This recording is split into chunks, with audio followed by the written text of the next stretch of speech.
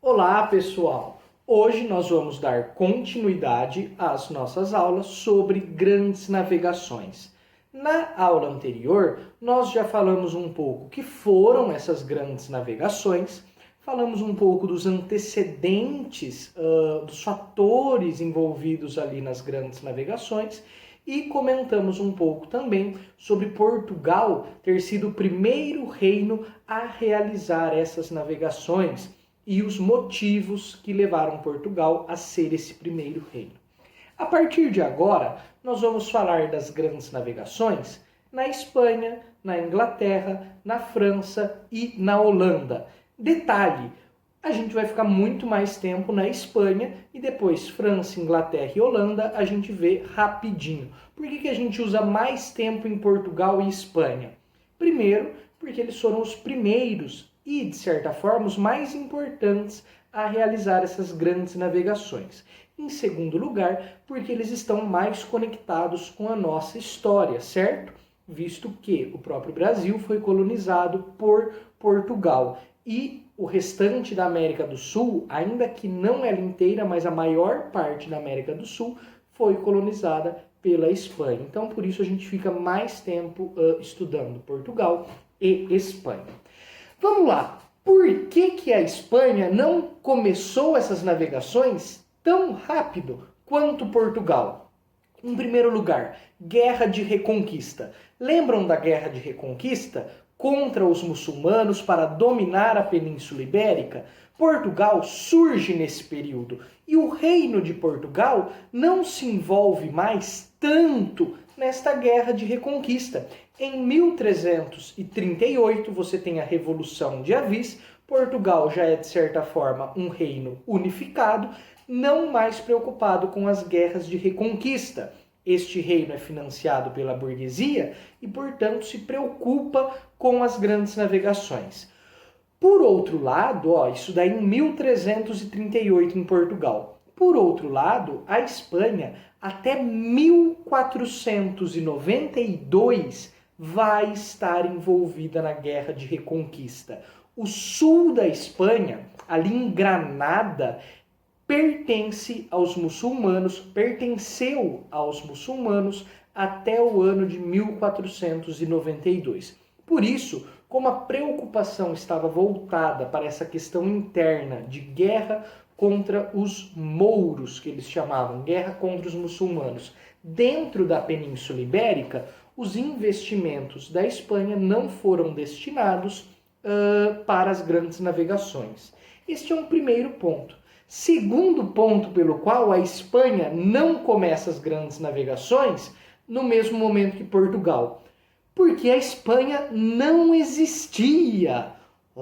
A Espanha não existia até aquele momento. Existiam vários e vários reinos que, de certa forma, tinham algumas alianças, mas eles ainda não tinham se unido, eles ainda não tinham se unificado. Por isso, a Espanha, enquanto tal, que vai ser a reunião de todos esses reinos, ainda não estava formada naquele momento.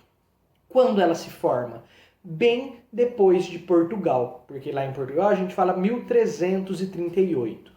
No ano de 1469, existe um casamento entre Isabel, que naquele momento era princesa de Castela, o principal reino espanhol, certo? O reino mais poderoso ali da região da Espanha. E ela se casa com quem? Ela se casa com Fernando de Aragão, o segundo reino mais poderoso ali da região. Então vai ser por meio deste casamento, em 1469, que a Espanha passa a ser um lugar unificado com o casamento dos chamados reis católicos, porque esse casamento é apoiado pela igreja, é apoiado pelo Papa, etc. Então, por meio desse casamento, em 1469, os vários reinos ali da Península Ibérica se unem para serem liderados por esse casal, Isabel e Fernando.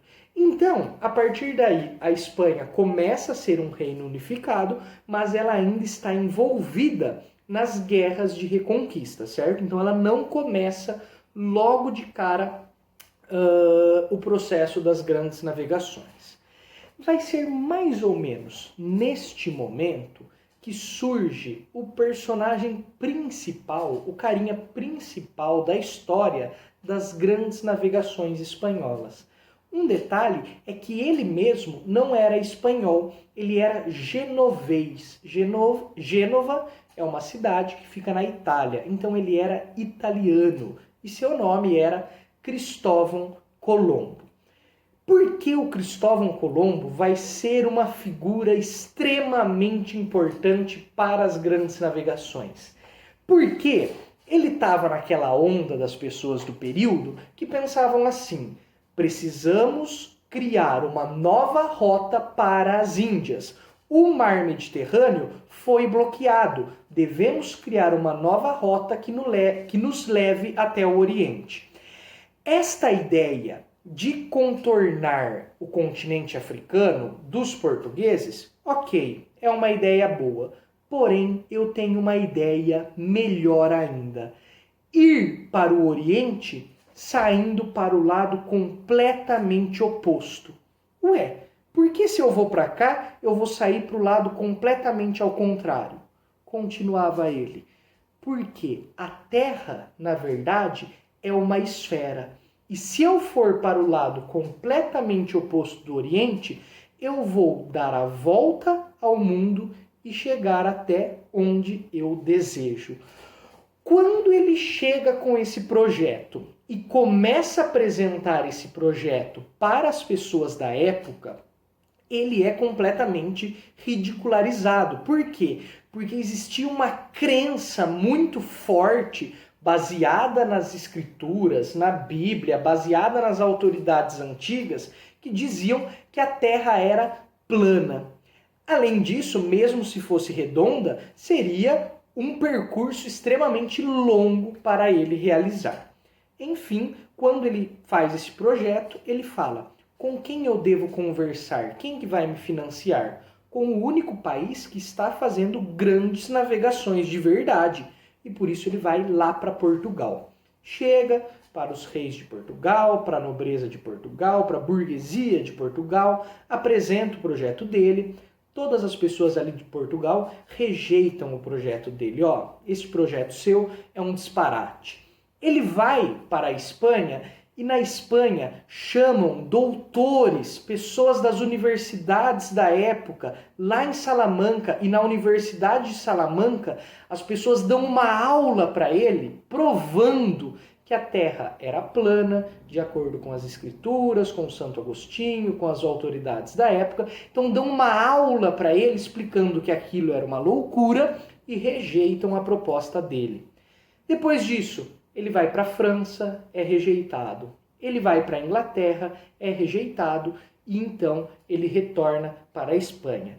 Olhem aí, na história dele a gente entende um pouco por que era importante o reino estar unificado. Porque essas pessoas, mesmo que elas queriam navegar, elas precisavam de recursos, elas precisavam de dinheiro e de pessoas que fossem junto com elas, certo? De navios. E nem sempre elas tinham tudo isso. Por isso que o financiamento dos reis, essa aliança entre os reis e os comerciantes, era fundamental. Beleza, então ele foi rejeitado em todos os lugares.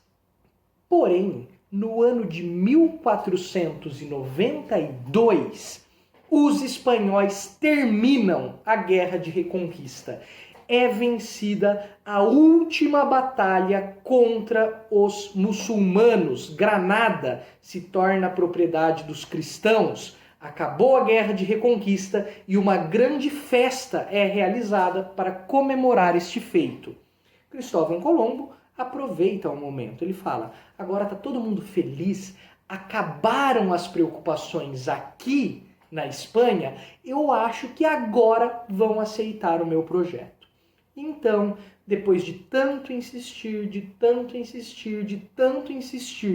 com a rainha Isabel, ela financia a campanha dele. Então, no caso, o rei Fernando de jeito nenhum fala: não te financio, só que a rainha Isabel de Castela, depois de tanto ele insistir com ela, ela financia a viagem dele. Fala: tudo bem, vai lá, realiza o seu projeto. E ele parte no sentido ao contrário do Oriente, parte para o Oceano Atlântico falando, vou chegar até o Oriente. Ele viaja durante mais ou menos 200 não, ele viaja durante 2 meses, ele sai em agosto de 1492 e chega em outubro de 1492 em Guanahani. Guanahani, palavrinha complicada, depois ela vai estar no documento para vocês lembrarem desse nome. O que é Guanahani? É uma ilha pertencente ao continente americano. Porém, quando ele chega lá, na cabeça dele, eu realizei todos os meus planos. Finalmente, eu cheguei até as Índias, indo para o sentido ao contrário. Por isso, ele chama toda a população que ele encontra ali, ele fala, ó, esta galera que eu encontrei são os índios, ele começa a descrever o território, ele começa a falar mal de vários viajantes da época, falam, ó, todo mundo, todos esses viajantes aí não passam de uns mentirosos, porque eles falam que o Japão é assim, que a China é assim, não tem nada disso, é muito diferente. Então ele vai desmentindo todo mundo, falando, todos são mentirosos, descreveram o Oriente de forma totalmente errada, sem perceber que ele não estava no Oriente, que ele estava em um novo continente, que é a América. Ele morre sem saber que ele chegou a um novo continente. Ele morre pensando, ele veio mais 3 vezes para a América, e mesmo assim ele morre pensando que, na verdade, ele chegou até as Índias, certo? É por isso que muitas vezes a história do Cristóvão Colombo é confundida com a do Pedro Álvares Cabral. As pessoas falam, Cabral não achava que o Brasil era as Índias, por isso chamou os brasileiros de índios, etc. Na verdade, Cabral já sabia que aqui não era as Índias. Quem faz essa confusão pela primeira vez é Cristóvão Colombo. Tudo bem até aí? Então, como eu estava falando, quem faz essa confusão pela primeira vez é o Cristóvão Colombo. E além disso, quando ele volta para a Espanha, você pode pensar uma coisa, então finalmente, aí naquele momento, ele conseguiu provar que a Terra era esférica, porque na cabeça dele, ele chegou até o Oriente. Na verdade, aí quando você vai ler os diários dele, etc., ele começa a defender uma teoria bem esquisita de que a Terra tinha o formato de uma pera, que ela era mais ou menos redonda, mas existia uma parte, que era aquela parte da pera mais alta, em que seria exatamente na ponta dessa parte mais alta, ficaria o paraíso. Então, ele acaba rejeitando ele mesmo a ideia de uma terra esférica para uma terra em formato de pera, certo? Para vocês verem, mesmo o cara que tinha essas ideias, que era um navegante famoso, bom, conhecia de geografia, tinha conhecimentos em várias ciências, a cabeça desses caras funcionava um pouco de uma forma mágica. Então, quando ele vinha para a América, por um lado ele achava que era o Oriente, e por outro lado também, ele achava que em algum momento de tanto viajar, ele encontraria um paraíso na Terra, certo? Porque para essas pessoas desse momento, a cabeça deles era outra coisa, não é igual hoje, que você tem um mapa mundi assim que você entra na internet. Não, você sair da Europa e vir para a América naquele momento é assim, eu vou para um lugar que eu não faço a mínima ideia o que eu vou encontrar lá. É um mergulho em algo absolutamente novo. O que eu vou encontrar lá é absolutamente imprevisível. Por isso eles imaginavam muitas coisas. Eles imaginavam que aqui existiriam peixes voadores, existiria o paraíso, certo? Coisas mágicas. Todo esse pensamento mágico aqui fazia parte da cabeça de quase todos os navegantes do período. Mas vamos lá, já falamos muito do Cristóvão Colombo. Então, resumindo, o Cristóvão Colombo tinha o plano de dar a volta ao planeta para chegar ao Oriente, chegou na América, mas pensou que tinha chegado no Oriente. Depois dele, aí sim vai ter um carinha extremamente importante, que é Américo Vespúcio, que chega na América e percebe, gente, isso daqui não é o Oriente, isso daqui são terras que nunca foram conhecidas por nós europeus, nós nunca viemos até aqui, isso é um continente novo. E ele começa a mapear este continente. Em homenagem a este serviço feito por ele, o nome do continente até hoje é América, certo? Por que América? Porque quem percebeu que na verdade isso era um novo continente foi Américo Vespúcio, certo? Então, beleza. Espanha dominando grandes territórios, Portugal chega ao Brasil, começa a colocar várias feitorias na região do Brasil, e esses países começam a disputar por esses territórios conquistados. É por isso que vão existir alguns tratados de divisão do mundo. O primeiro tratado é a Bula Intercoetera. Não é o primeiro tratado que existiu, mas é o primeiro que a gente vai tratar aqui, porque é o primeiro dentre os importantes.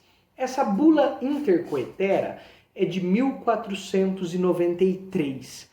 Ela dizia: a 100 léguas de Cabo Verde, nós vamos passar uma linha no mapa mundi, tudo que fica para cá é da Espanha, tudo que fica para cá é de Portugal.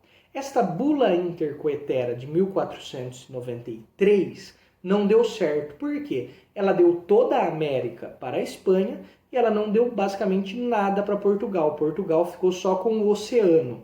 Aí então fizeram um novo tratado, que é o Tratado de Tordesilhas de 1494. Neste tratado, a linha imaginária seria passada a 370 léguas de Cabo Verde. E, então, uma parte ali do território americano, particularmente o Brasil, é que fica com Portugal. Certo? Então, beleza. Falamos aí das navegações espanholas. Agora, para falar rapidinho das outras. Sobre as navegações inglesas, eles demoram muito para começar essas navegações. Por quê? Primeiro, Guerra dos 100 Anos entre Inglaterra e França. Quando acaba a Guerra dos 100 Anos, depois a gente vai estudar, na Inglaterra tem uma nova guerra, que é a Guerra das Duas Rosas.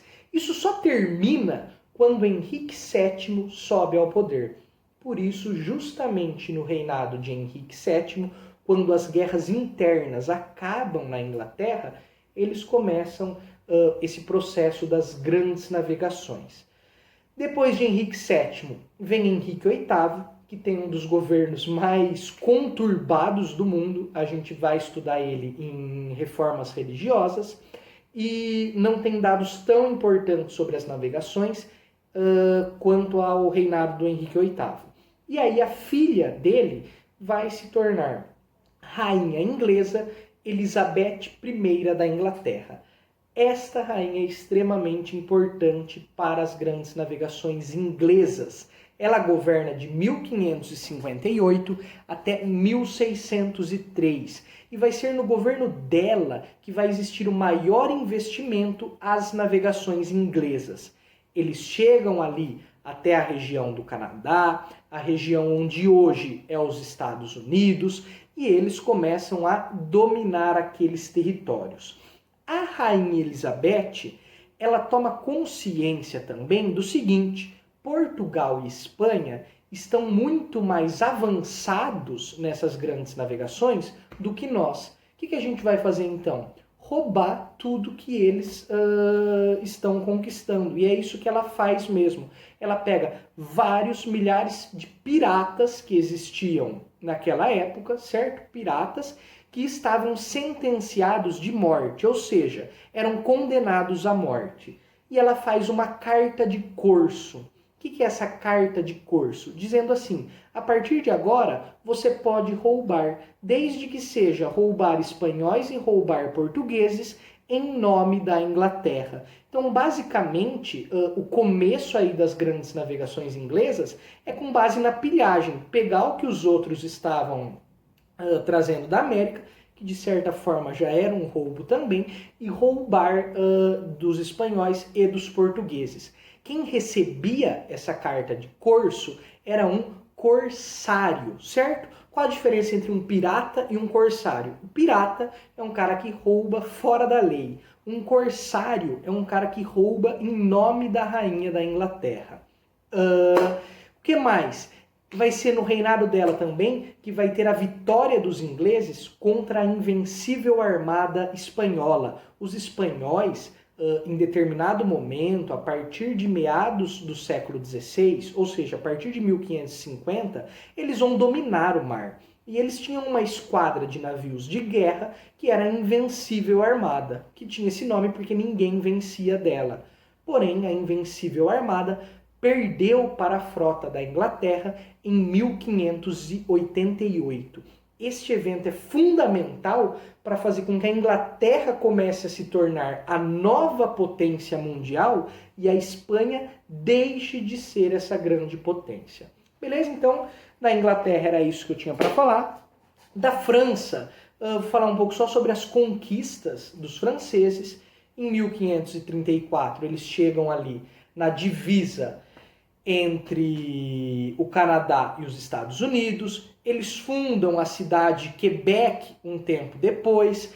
Eles criam a Louisiana no território dos Estados Unidos ali. Grande parte do que hoje é os Estados Unidos foi colonizado pelos franceses, não foi só a Inglaterra que colonizou os Estados Unidos. O Canadá também é colonizado ao mesmo tempo pela França e pela Inglaterra. E os franceses criam cidades também em outros lugares que acabaram não dando certo, não indo para frente. Que cidades são essas?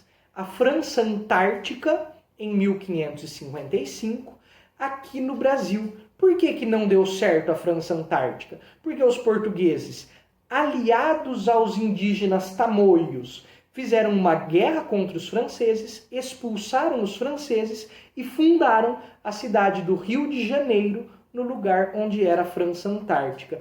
E também a França Equinocial, que ficava lá no nordeste do país. Eles fundaram que cidade lá? São Luís do Maranhão, que até hoje é a capital do estado do Maranhão, certo? Então, estes foram os territórios dominados pela França. Claro, depois eles dominaram outros territórios, como o que hoje é o Haiti, que era a ilha de São Domingos, também a Guiana Francesa, que até hoje é posse da França. Esses são os domínios dos franceses na América. E o que falta a gente falar é dos holandeses. Os holandeses entraram nessas grandes navegações muito depois dos portugueses e dos espanhóis e até mesmo dos franceses e dos ingleses, porque eles conquistaram a independência deles no ano de 1588. Até aquele período, eles pertenciam à Espanha. Então eles conquistam a independência e partem para as grandes navegações. Só que a atuação deles nesse momento vai ser principalmente no comércio, no tráfico de escravos. Eles vão ser importantes. Os ingleses e os holandeses, até determinado período, vão ser os principais traficantes de escravos do mundo. Depois os portugueses vão substituir esses dois países. E também no comércio do açúcar brasileiro. Só que esse açúcar não era o produto acabado. O Brasil basicamente produzia cana. A maior parte dos processos para refinar esse açúcar, levar para a Europa e distribuir na Europa, quem fazia eram os holandeses, certo? E é por isso, inclusive, que a gente vê os holandeses em outros momentos da história. Por isso a gente não tem mais muito o que falar deles hoje, certo? Então o que a gente tinha para falar das grandes navegações hoje era isso daí. Beleza?